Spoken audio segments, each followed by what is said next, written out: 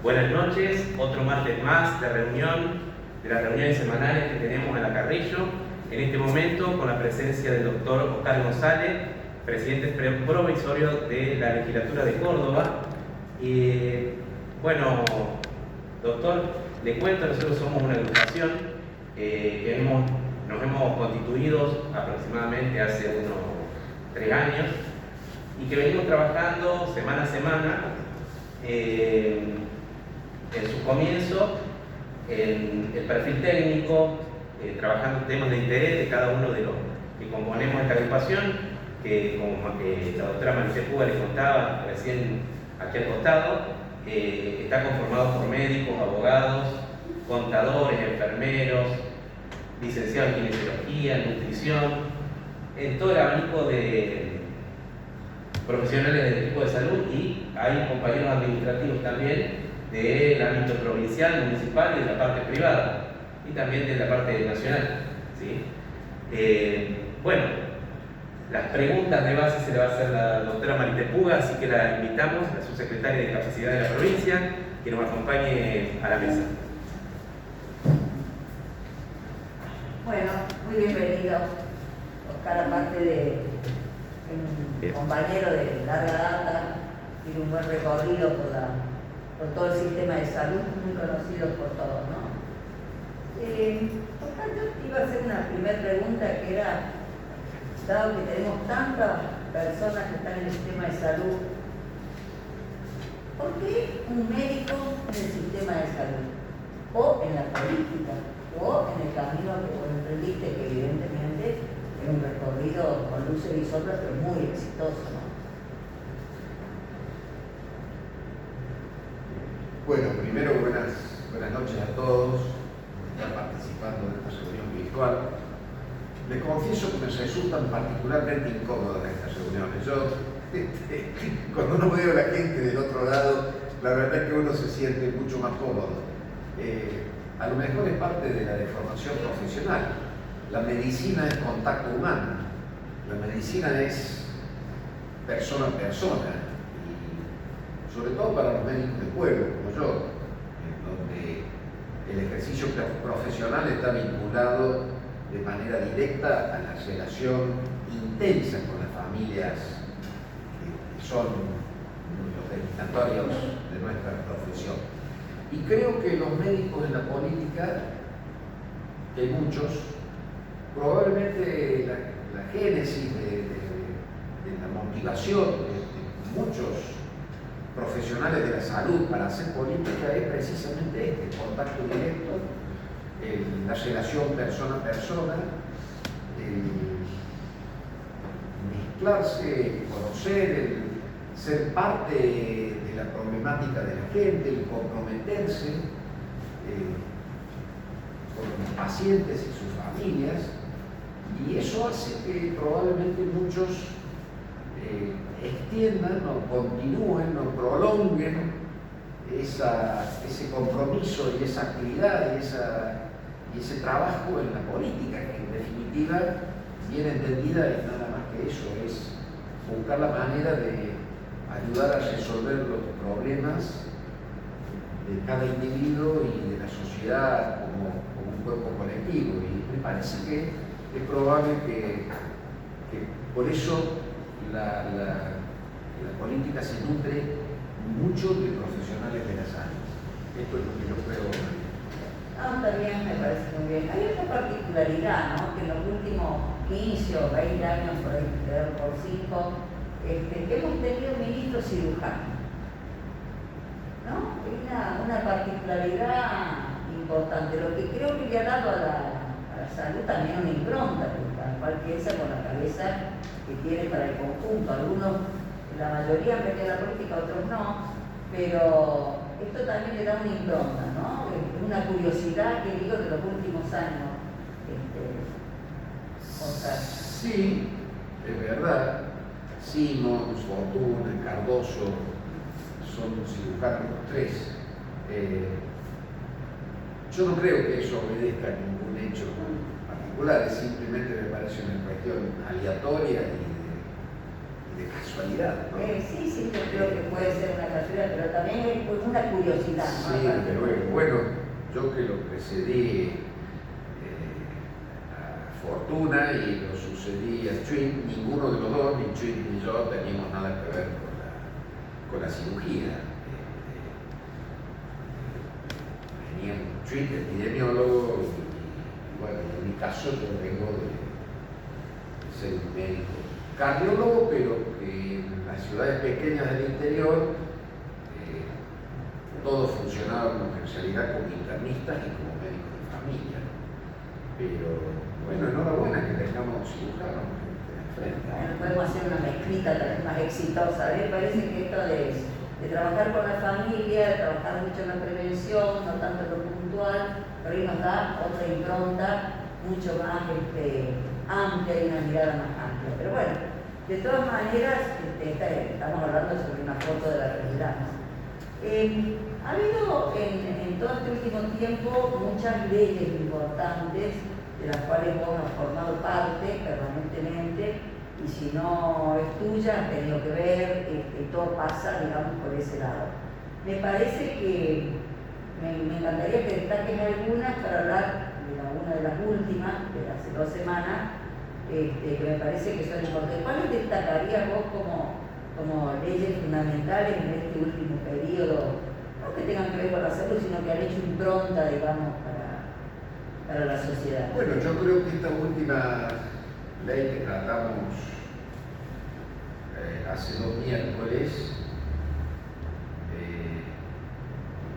es una ley muy importante, está referida, es una ley de mi autoría, me acompaña el legislador Fortuna también. Es una ley referida al control del ejercicio profesional y al control de la matrícula. Me parece que es un tema importante.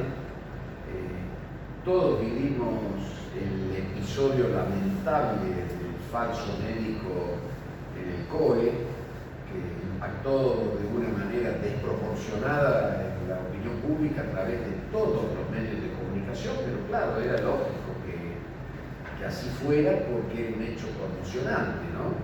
El COE, el concepto de la gente es, en este momento, es un organismo que de alguna manera no se podía permitir errores, y esto aparecía como una cosa realmente muy desdichada, que un falso profesional apareciera como tal. La historia de los falsos profesionales es de todos los tiempos. Cualquiera de los que hemos ejercido durante mucho tiempo la profesión nos ha tocado encontrarnos con casos de falsos profesionales, no solo médicos. Probablemente cuando se trata de un falso médico, el impacto es distinto porque, bueno, está en juego el pellejo de la gente. Pero también hay falsos abogados, falsos contadores, falsos ingenieros, falsos psicólogos. Esto es una causa de larga data y bueno, y nos parecía que frente a situaciones como esta hay 2 actitudes. Una es quedarse en la crítica, como muchos lo hicieron, señalando de que el COE había contratado un falso médico y desatando un sinnúmero de cuestionamientos contra nuestro gobierno, contra nuestro Ministerio de Salud, contra el COE, contra Dios y María Santísima. Esa es una actitud. La otra actitud es asumir y no tratar de negarlo. Yo, en mi curso en la legislatura para fundamentar la ley, dije con toda claridad que la ley que impulsábamos, el caso del falso médico del COE había actuado como disparador de esa ley. ¿Por qué? Y bueno, porque tratamos de buscar y de crear una herramienta que ayude a impedir que en el futuro sigan ocurriendo situaciones como esta. Porque como digo, falsos profesionales ha habido siempre. Y lo que desde mi punto de vista lo que era ya inadmisible a esta altura del partido es que quienes tienen a su cargo el control de la matrícula, el control del ejercicio profesional, el control de la ética, el ejercicio de la profesión, no pusieran a disposición de la ciudadanía un método fácil, accesible, gratuito, al alcance de cualquiera, para saber si alguien que se dice profesional lo es, qué especialidad tiene, etcétera, etcétera. Y antigüedad, etcétera. Y además con las nuevas tecnologías. Exactamente. Hoy en día, con los recursos tecnológicos, con los recursos informáticos, con internet, la verdad que era imposible permitir que no hubiera una herramienta como esta. Y bueno, lo que hicimos impulsando esta ley es precisamente eso, crear un mecanismo por el cual cualquier ciudadano, sin acreditar interés alguno, pueda acceder a información directa acerca de si una persona que se dice profesional lo es, desde cuándo lo es, qué especialidad tiene y si tiene una matrícula habilitante para ejercer la profesión, porque esto también es muy importante. Y pusimos, y esto si le interesa después lo analizamos ahora, en cabeza de los colegios y consejos profesionales que tienen a su cargo el control de la matrícula, la obligación de crear a través de un servicio web este sistema que permita acceder a una información tan valiosa para los ciudadanos. Está bien. En este caso son personalidades muy determinadas, ¿no? Los mitómanos, gente que algunos de pica y otros realmente con una mitomanía y una fabulación importante logran engañar hasta un conjunto de personas y dañar sobre todo la credibilidad, ¿no? de toda una sociedad. Hay de todo, Marité. Yo creo que en este caso del falso médico COE muy probablemente se trate de un psicópata, muy probable. Pero también hay especuladores, comerciantes y gente que busca hacer dinero. Hay casos que son muy mediáticos y que habla todo el país de ellos. Yo me acuerdo del ingeniero Bloomberg, cuando se conoció que no era ingeniero, parecía realmente imposible. Un médico como esta Giselle Rímolo, que fue un verdadero escándalo, el pseudo abogado D'Alessio. Y la verdad es que la gente, los ciudadanos comunes, confían en profesionales que en algunos casos cuidan su salud, pero en otros casos cuidan sus bienes, su libertad, como en el caso de un abogado, o sus bienes personales, como en el caso de los contadores, etcétera, etcétera. Entonces, nos parecía muy importante que esto quedara perfectamente. Hoy, con la ley que hemos sancionado, cualquiera, en el futuro próximo, porque la ley ya está sancionada, está en etapa de promulgación y de reglamentación, tiene un plazo de 60 días desde que sea promulgada, a partir de la promulgación, 60 días para que se concrete. Cualquiera, hasta de un teléfono celular, va a poder saber si Marité Puga en serio es médica, que desde cuándo lo es, si tiene una matrícula que lo habilita para ejercer la profesión, qué especialidad tiene, etc. Y lo mismo con el resto de las profesiones. Es para todas las profesiones. Para todas las profesiones sin excepción. Muy importante. Y bueno, decidimos que no fuera el Estado, sino los propios colegios profesionales y los consejos profesionales los que tienen a su cargo esta obligación, porque el control del ejercicio profesional, el control de la matrícula y el control deontológico no está en manos del Estado, está en manos de estas, exactamente, está en manos de estas instituciones. Y es muy lindo revisar la historia de esto, porque cuando uno mira hacia atrás en la historia del ejercicio de las profesiones en Argentina, cuando se sanciona la Constitución acá por 1853, había muy pocos profesionales en la Argentina. Y el control de las profesiones está en manos de los estados provinciales, porque hasta entonces la verdad es que Argentina no existía como nación, era el Estado Nacional estaba fragmentado y era una quimera. En la década de los 80, bajo la presidencia de Julio Argentino Roca, para mí el constructor de la Argentina moderna, hoy se lo juzga por el tema de la campaña del desierto, la situación de los pueblos originarios, etc. Pero el constructor de la Argentina moderna, el constructor de la idea de Argentina como Estado-Nación, es Roca. Y durante su primera presidencia, vinculado a la educación, ocurren dos cosas fundamentales. En 1884, el primer Congreso Pedagógico Nacional, con la sanción de la Ley 1420, que tuvo mucho, la Ley de Educación Pública, obligatoria, gratuita, que estuvo vigente hasta la década del 90, que fue reformada, una ley pionera en su época, y también en el año 1885 se sanciona durante la presidencia de Roca la Ley 1597, que es la primera ley universitaria en la historia de Argentina.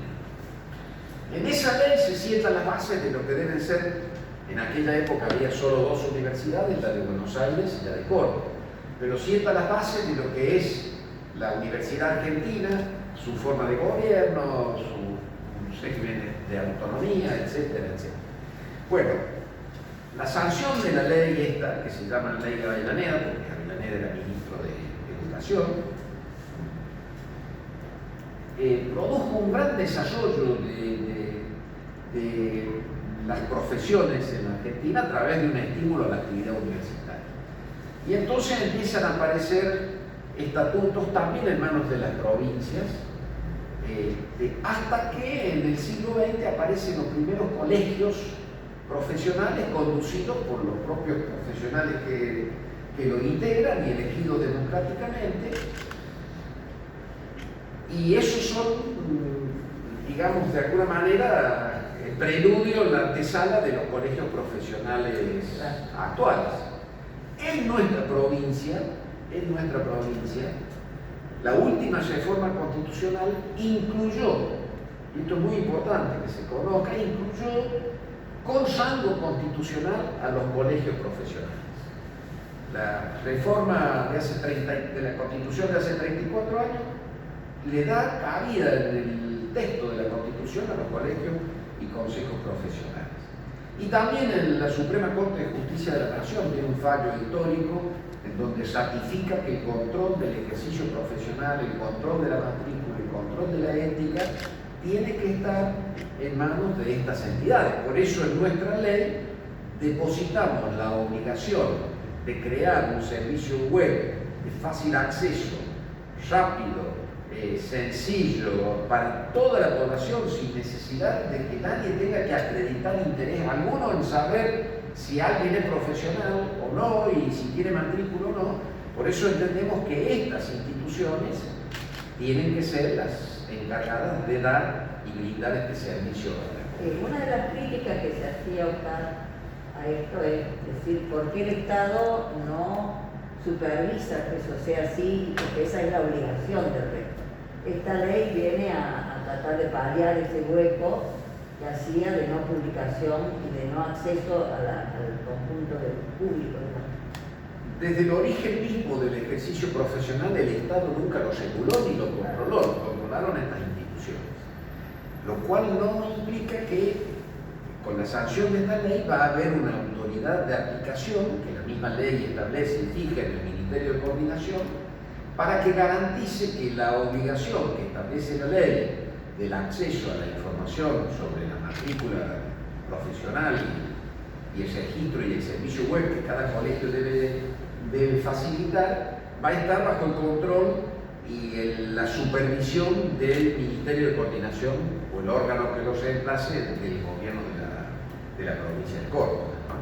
O sea, va a estar en manos de los colegios, pero supervisado por el Estado. Y supervisado que las tecnologías se pongan al público y de que sí, porque la autoridad de aplicación tiene que fijar en el decreto estamos a lo mejor, yo hablo creyendo que todos entienden de lo que es una ley y los decretos en la ley. Las leyes son conceptuales, las leyes no fijan los detalles de cada cosa, fijan los grandes conceptos que se persiguen como objetivos.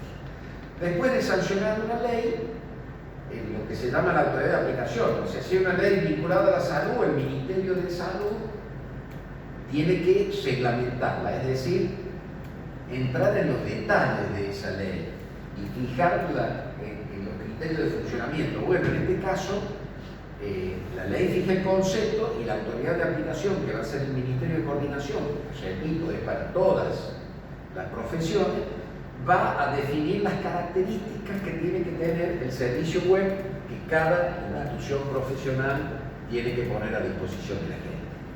Bueno, eso es un Pero gran- que además no son solo los ciudadanos, ¿qué es eso? Yo pienso, ¿cómo hace el presidente de la comuna de Chancaní, en el medio del interior, perdido en la nada, para saber si alguien que va a ofrecerse para trabajar en el dispensario de Chancaní como pediatra es o no es pediatra? Claro. Es todo un tema, hoy es un tema engorroso, cuando en realidad tendrían que poder, desde su teléfono celular, si tiene conexión a internet, entrar a un servicio que le dé la información en tiempo real.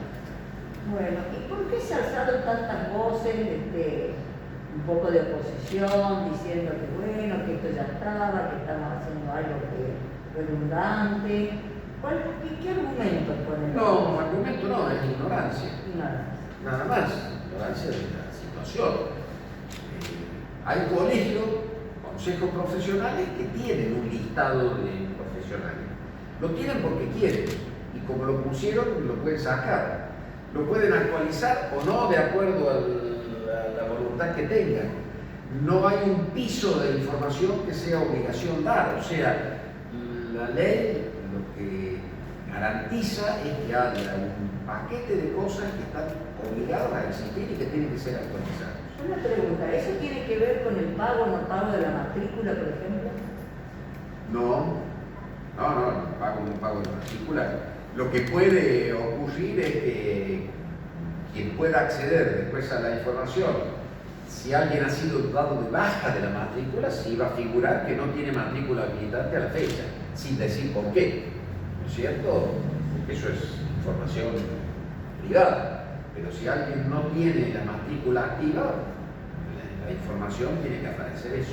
O el pago, por ejemplo, al colegio médico, ¿viste? Todas estas son preguntas que hace mucho médico joven que por ahí no está al día, digamos. Las entidades profesionales que regulan la matrícula están facultadas para cobrar un canon, una cuota a los profesionales asociados. Y por lo tanto eso forma parte de las obligaciones, pero si alguien es dado de baja de la matrícula por esta situación, en la información va a aparecer que no tiene matrícula habilitada. Punto. Y punto.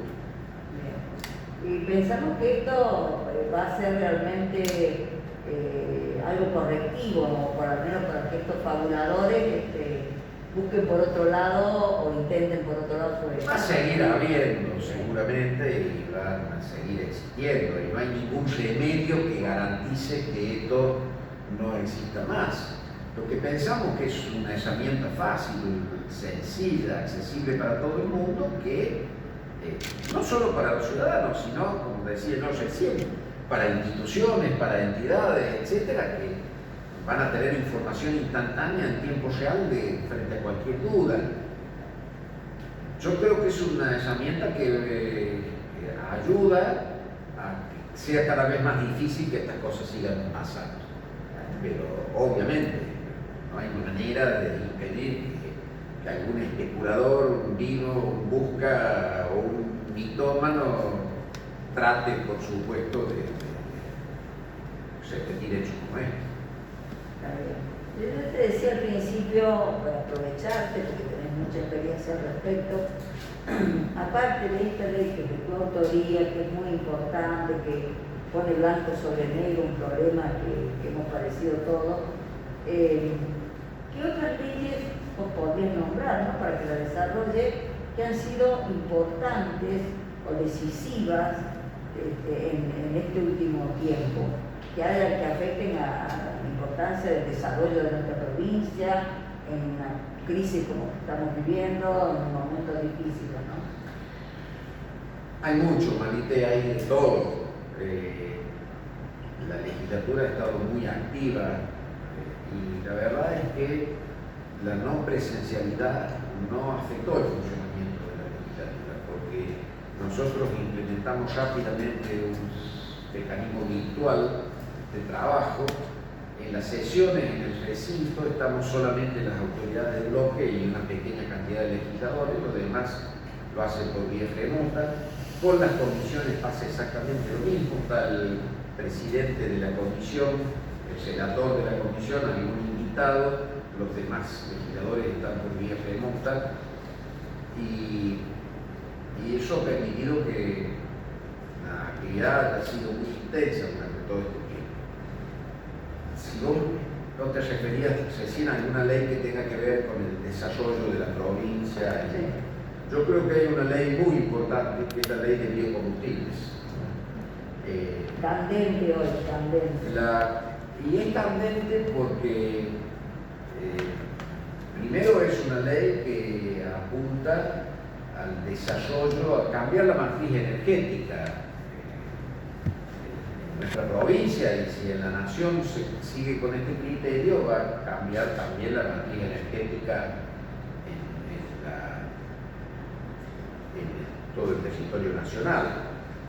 Hoy sin duda, el problema ambiental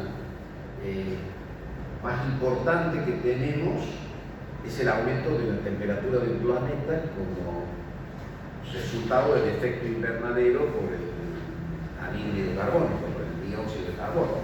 Y sin ninguna duda también, fuera de toda discusión, el factor que ha contribuido a generar este efecto invernadero y el aumento de la temperatura en el mundo es la quema de combustibles fósiles, es decir, del petróleo y sus derivados.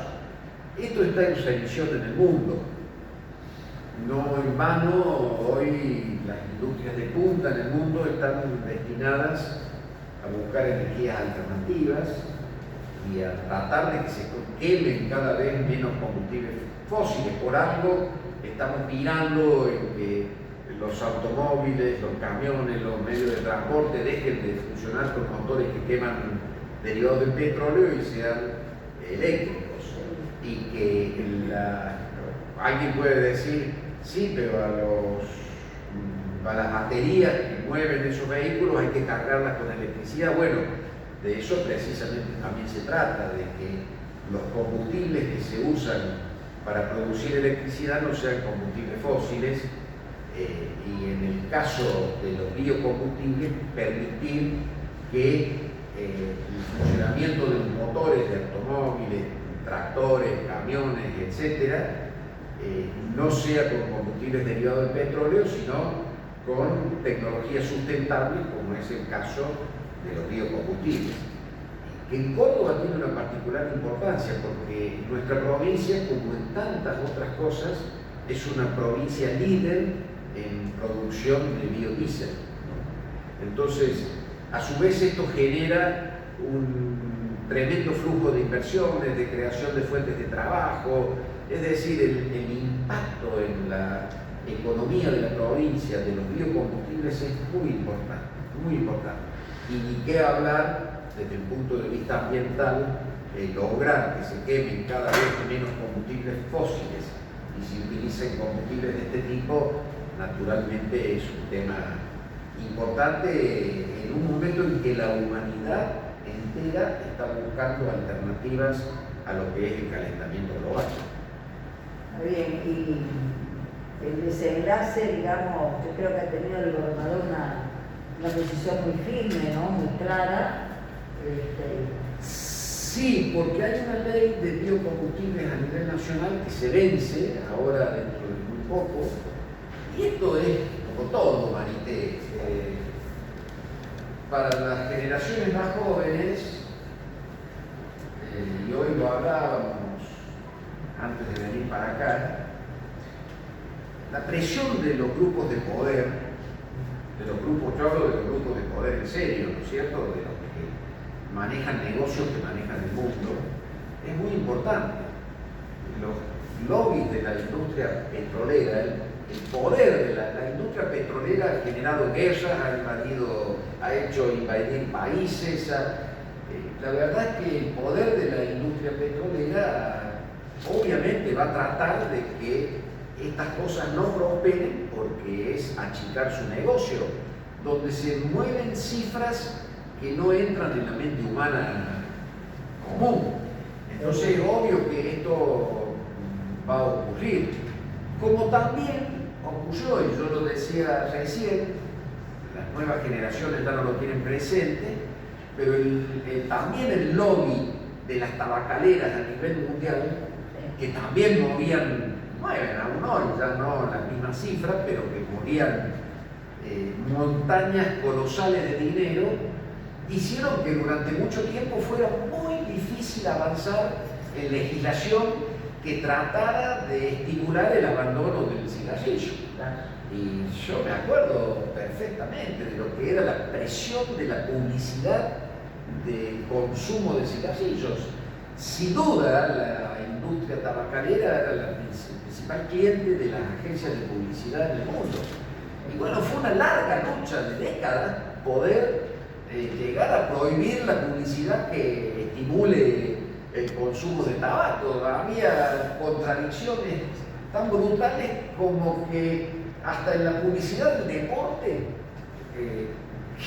las tabacaleras eran las que dominaban y publicitaban, ¿no es cierto? Y fue una lucha de décadas, lograr de a poco ir desarmando todo ese entramado que tenían el lobby de la industria tabacalera y que parecía que era imposible vencer, pero de a poquito las sociedades van logrando dar estos pasos adelante, y hoy felizmente no hay más publicidad de cigarrillo, está limitado el consumo del cigarrillo en ambientes cerrados, cosas que hace 30 años era inimaginable. Una última pregunta, Oscar, que me parece es una reflexión que voy a pedir, no todo, porque es algo muy polémico que implicaría realmente una charla en torno a todo esto. La industria farmacéutica, ¿no? Que es toda una industria, después de la armamentista, una de las que le sigue el poder y que realmente mueve muchísimo. ¿Qué reflexión dentro de lo que hoy estamos viviendo, esta pandemia, con los costos, con la puja, con las mismas patentes, etcétera? ¿Qué reflexión, vos que tenés un hilado fino en estas cosas, se te ocurre? Sin duda que la